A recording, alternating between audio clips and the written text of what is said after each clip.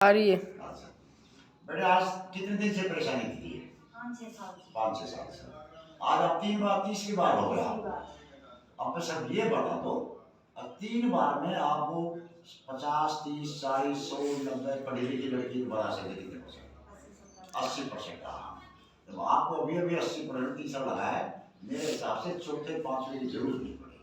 ठीक है, सदा के लिए मेरे हिसाब से तो मुक्ति है, बाकी फिर ना बिल्कुल मुक्ति बैठे है ये।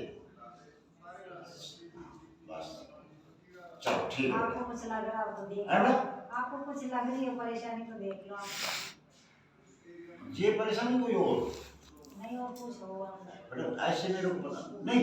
जब गठिया के लिए तो आप परेशान होगा, समझिए ना? गठिया नाम की दर्द से तो आप परेशान होते हो। बस बेटा आपके लिए